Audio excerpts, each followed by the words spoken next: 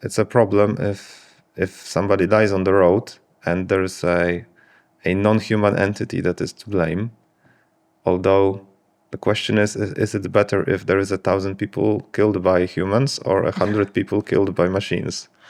That's the tricky question that we'll have to face, and we'll have to answer it as a society in those 10 years, possibly, when we have more and more autonomous cars.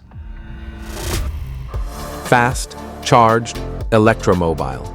Welcome to EV Generation, a place where the future becomes reality.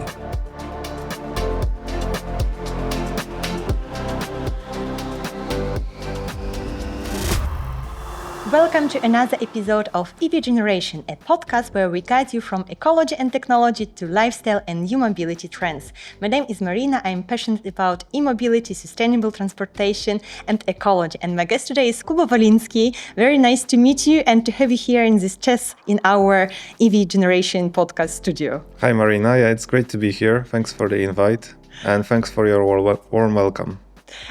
My first question, tell a few words about your company and about your name. To be honest, happiness, it's not my first association with software company, so tell us a few words. Yeah, so I've been a software developer for almost 20 years now.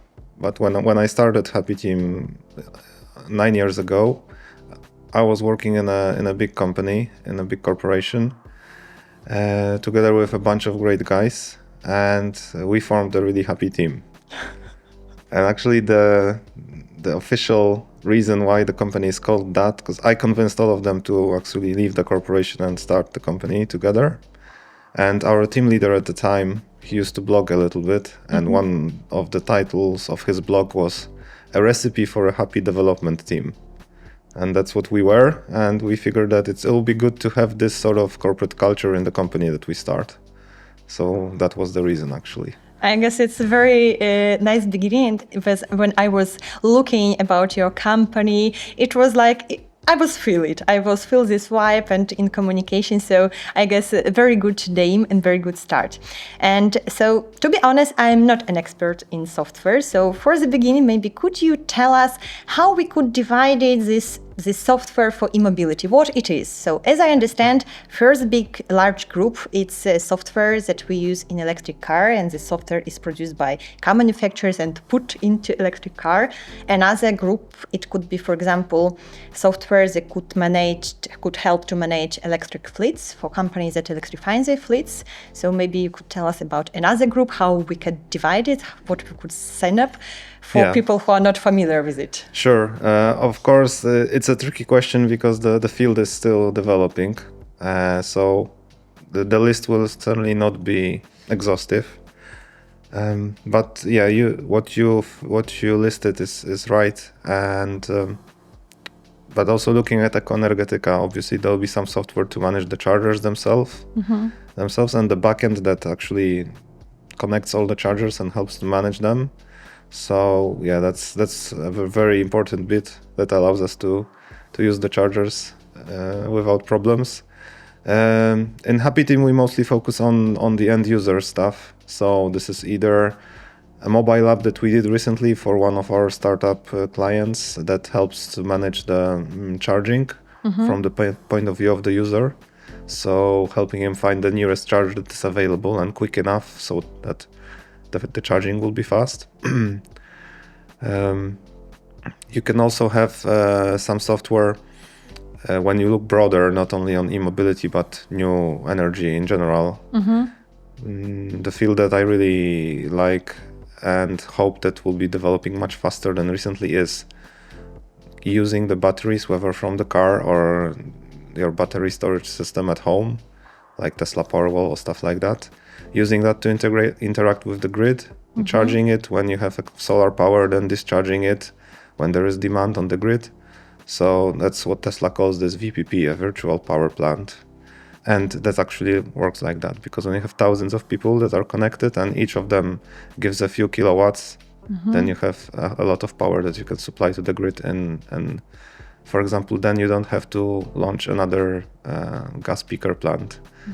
So you can be more green in that way.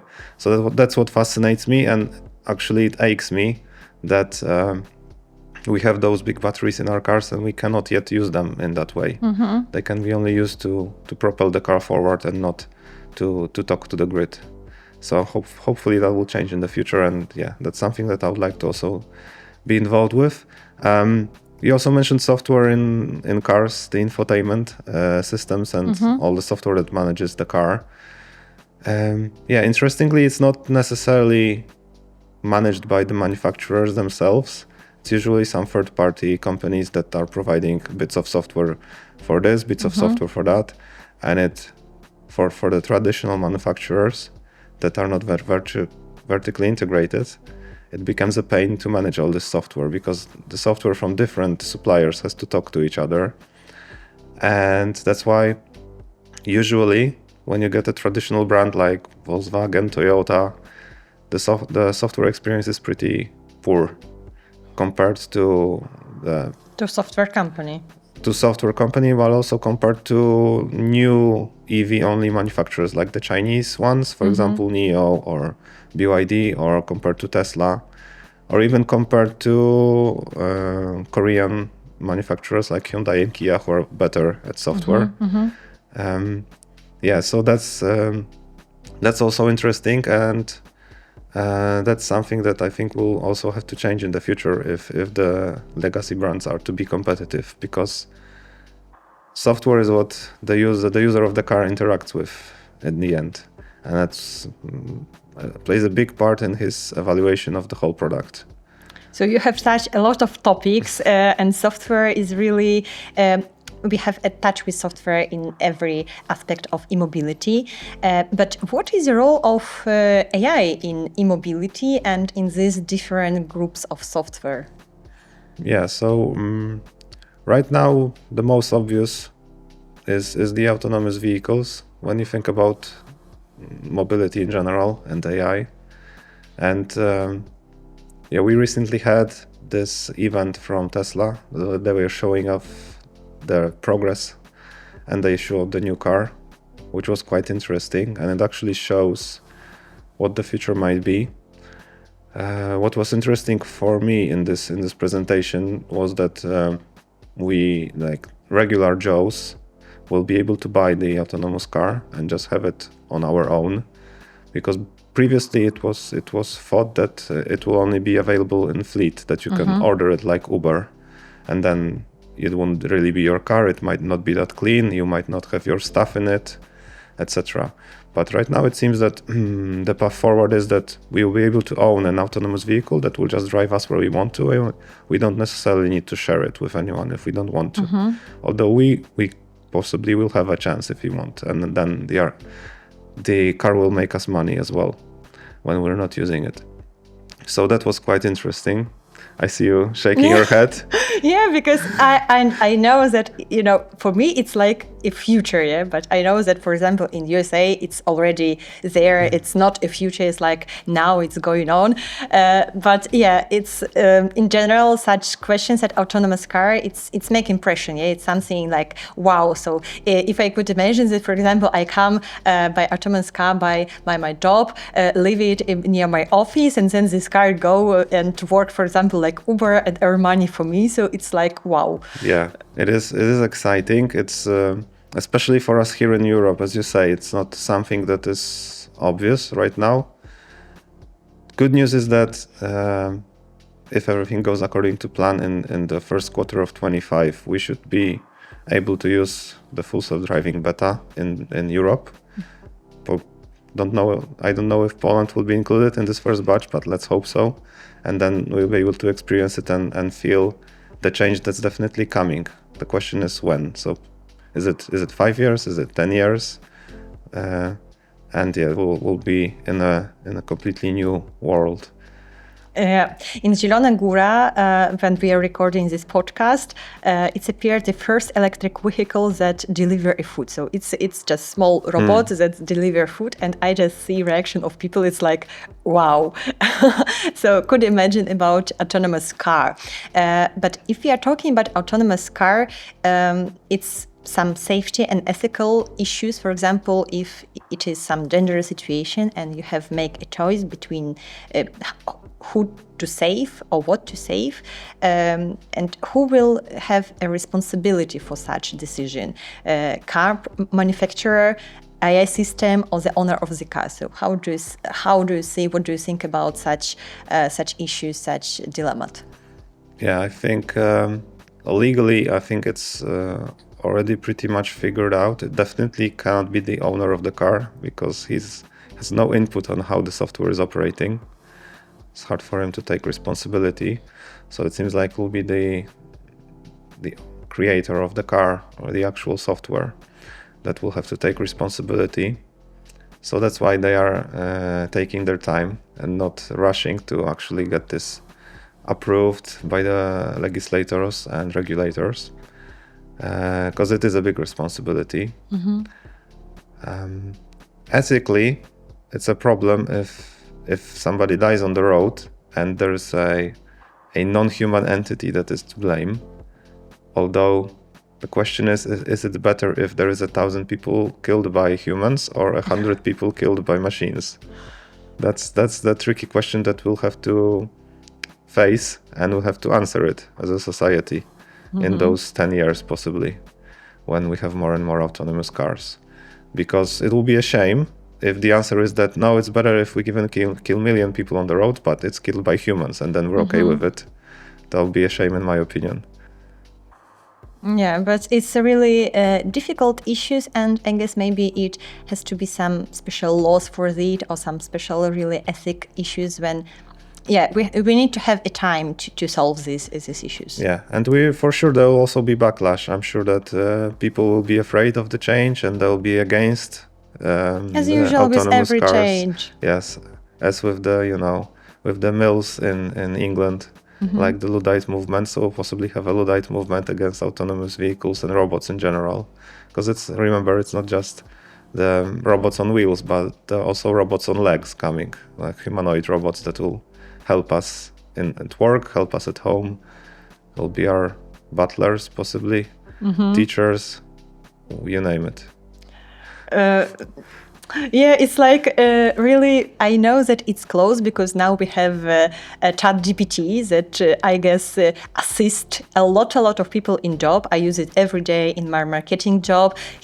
We are laughing that it's our colleague, one more colleague in our marketing team. So it's here, but yeah, imagine that, for example, it will be robotic teacher in school. It's like a fantastic issue by now. Yeah. So yeah, my marketing team also likes to use ChatGPT. They call him Czarek. So they say, let's see what Czarek thinks about it. So we're getting used to it. So that's good because the change that's coming is going to be huge. So. And it's if you are looking for this ChatGPT, it's really very quick because ChatGPT was from the beginning of this year or maybe from the end of the previous one. Yes. And now it's like everywhere. So in every application, you use some AI elements, and ChatGPT, I guess everyone is used to it now. Yeah, so we'll have to adapt to more of those changes in the near future. But adoption of ChatGPT actually shows that it's gonna go maybe smoothly. So although people are quite accepting of ChatGPT because it can't really harm them much. Maybe it can create some fake news, etc. But we're also so used to it right now, I think, that it's not that a big deal. The interesting thing that in Poland we have first radio that is hosted by only AI hosts. So it's like 3 AI hosts that provide this radio, and it was very big discussion because in this radio appeared interview with person who is died, and it was like speaking with her. So I guess we also have to think in some ethic issues what we could do, we could allow AI use to. Yeah, I heard about it. I must admit I didn't listen to this audition, to this program, but it was surprising. On one hand, it's good that we're doing such experiments to actually see if if AI is capable of doing it at the moment, and I'm sure that some people were fooled. It reminds me of the book War of the Worlds. I Yes. don't know if you know the story, but maybe the listeners don't. So it was once it's a sci-fi book about the invasion of alien species on planet Earth, and it was once read in the radio, and people thought that it's an actual invasion of aliens going on, and it caused some problems and chaos. So yeah, I wonder if somebody heard Wisława Szymborska on the radio and then started questioning, oh, I thought she was dead. What's going on? Must have been something like that. Yeah, so that's interesting. Yeah, so radio is easy because it's only voice, and the voice cloning by AI is quite advanced at the moment. Yes. Even thanks to some Polish guys who started 11 Labs, which is the leading company in this area. Video will be a bit trickier, but it's coming soon, I think.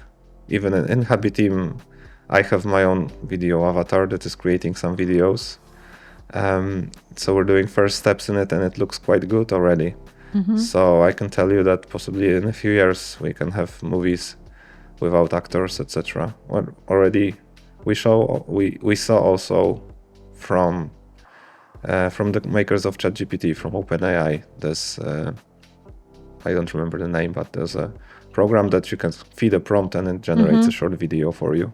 It was quite outstanding, and it's only going to get better. Yeah, only going to be more and more advanced and more functions. But going back to eMobility, how AI can help in vehicle-to-everything communication, and what it is vehicle-to-everything communication? Yeah, vehicle to everything.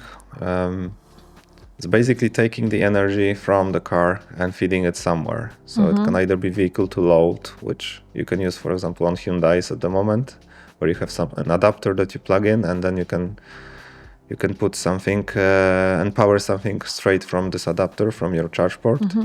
Or then you have vehicle to grid, for example, where first there's vehicle to home as well, where you can power your home, but then when you open the connection from your home to the grid, you can then also send this power to the grid when it needs it. So there's definitely a huge role for software in there. Not necessarily AI. AI may be used for some optimizations to decide which car will be charging, which car will be supplying power, depending on what's the demand on the grid in this. Because the grid can be balanced locally. So even in one city, in one place, in one borough, you can have a need to generate electricity, and the other you can have a need to consume it. So that can all be managed certainly by some elements of AI that will optimize it. But the biggest challenge at the moment, I think, is the actual software that will allow and connect everything. Connect the software from the power plants, from the energy distributors, from the cars, from the batteries at home, and make this interoperate somehow. It's a humongous task, and possibly it will work best if there is one company that has a killer product that can manage that, and then it can interoperate with, for example, the energy distributors, etc. Why it is important for development of eMobility? I don't think it's necessarily important for eMobility itself, but for the broader picture of new energy and general energy transformation, it is hugely important, because we have those vehicles that have hundreds of kilowatt hours. Sometimes when you have a couple of vehicles, you have, say, you can even have 200 plus kilowatt hours of full energy, but you can't do anything about it other than take it for a ride. Which is a waste, because at the moment when we transform the energy generation to solar and wind, which are intermittent, and sometimes there's way too much of it, and sometimes there's no generation at all, you will want to store this energy wherever possible.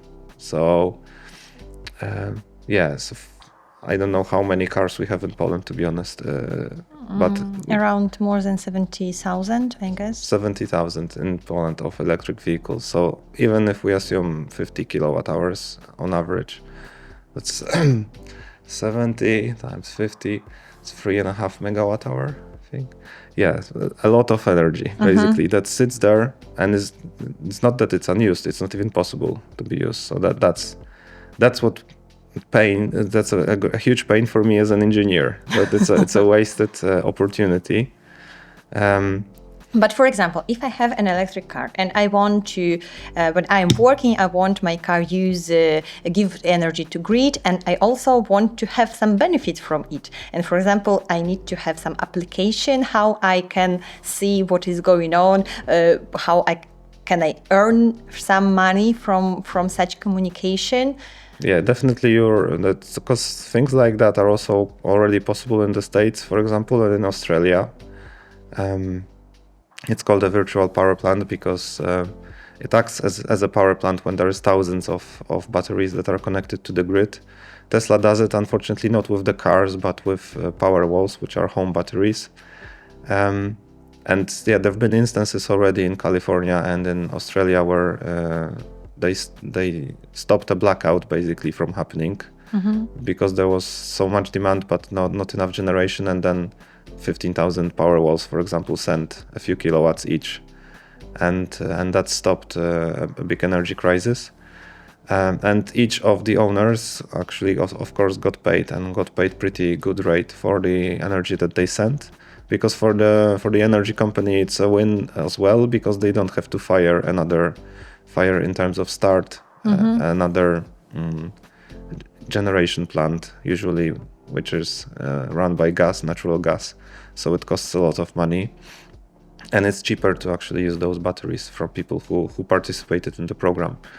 And yeah, so people who participate in some of those states in the US, they get like hundreds of dollars per year, or even more than 1,000 usually, from what I've heard. So it's basically works out well for everybody involved, and it's managed automatically. So there is a risk that there will be too much energy consumed from your firewall, and there will be not enough for you. But I haven't heard that to be a problem, because it's, as I say, it's the key issue is that there is a lot of those users that are participating, so there's not that much energy needed from each one. Okay. Yeah. And do we use AI to balance and to manage energy grid now? Do you know about that, or it's only software issue now? Yeah, I'm pretty sure we are, depending on how you define AI. But neural nets is what the current large language models evolved from. So neural nets have been present in software for decades. So I wouldn't be surprised if there is some, simple compared to ChatGPT, but still a neural net implementation that can learn the usage patterns and then decide if we need to generate more or less energy. Because yeah, that's something that we've been doing in computer science for decades. Okay.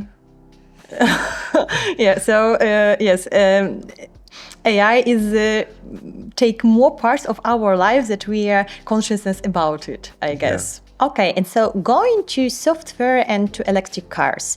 For example, when we are talking about mobile phone, I guess that we change mobile phone quite often because we have new one with better software, with better application, with better some things, some features. And we will have the same problem with electric cars, that someone, I guess, afraid or wait about better technology, better software in these electric cars? Yeah, so if you don't know if you noticed, but in the past few years, actually the craziness with mobile phones stopped, because we've reached such a level of sophistication from the point of view of technology that you no longer update your phone because it's getting slow, but you update it because the new phone has some new features, like it's folding or it has a better camera, etc. So that's actually a sign that this area and this field is pretty mature.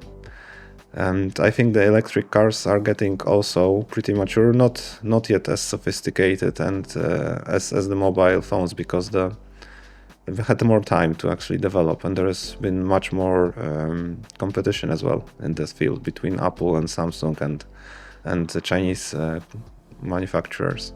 So I don't think it's a problem with electric cars right now.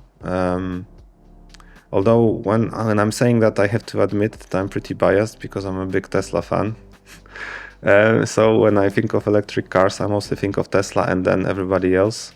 Maybe then the Chinese and then everybody else.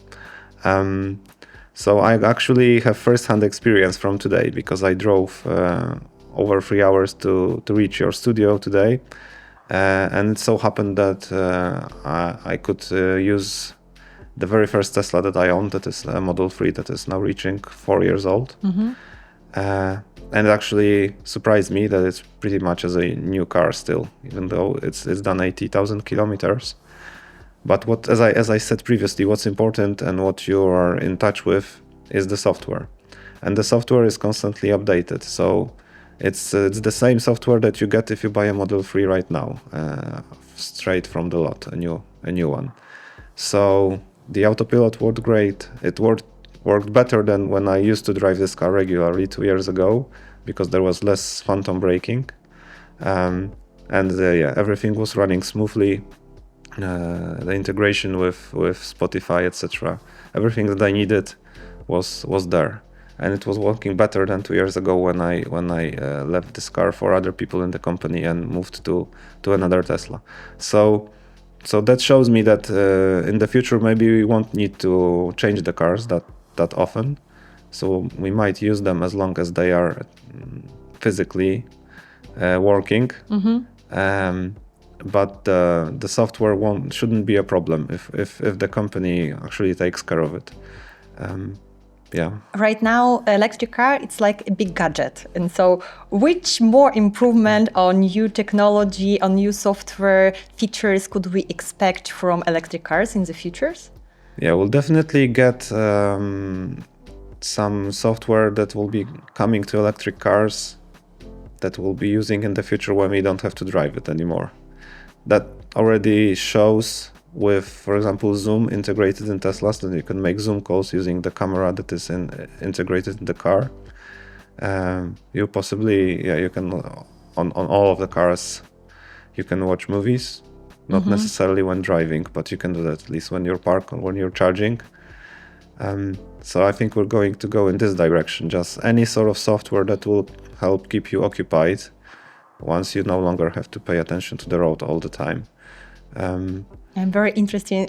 Now, for example, we have phones for influencers, for YouTubers with good camera. And I'm very interested if it will be some electric car, I don't know, YouTuber version for people who could make some video, some recording in the car. Or for the company executive, because he might be in a car, but participating in a board meeting, for example. And they also need good quality of connection and video to take part in important business meetings while being driven.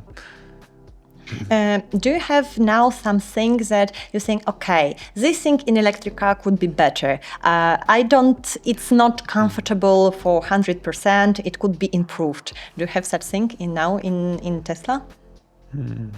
No, definitely the autonomous features, but as we said, it's coming, hopefully, fingers crossed, in 2025 to Europe. So then we'll see. In some other brands, what usually is a bit of a pain is the mobile app, that it's sometimes like slow, or doesn't have all the features that you would need. For example, I really enjoy the fact that I can start the car remotely, even if I'm on the other end of the world. So sometimes used it already when somebody was picking up my car from an airport parking lot and I was on vacation. So that comes in handy. Obviously, with great power comes great responsibility. So then when we have so many features that we can do via a mobile app, we're at risk of all this power being used by hackers. So it's a big responsibility to have it secure, and I think that's one of the reasons why many car manufacturers don't want to go that route, because they are afraid of this responsibility. Because yeah, there's one accident needed that can damage the reputation of the whole brand. Yeah. It's the same issue as with autonomous cars. That it's need to be think through, and nobody wants to go too fast. But there are a lot of funny stories with remote turning on the car, like you're walking in with your electric car, or for example, when you know that someone from your family members got home, you just turn on electric car and he's scared because, oh my God, I thought that nobody home. Yeah. So, so yes. And I guess that I'm ready to ask you the last surprise question. If you could change one word in eMobility, what could it be? One word. One thing in eMobility word, what could it be? Okay.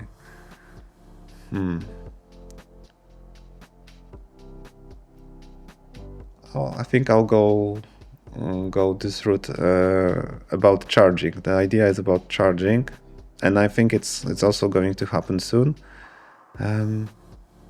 It'll be a lot easier, although it's for first world problems.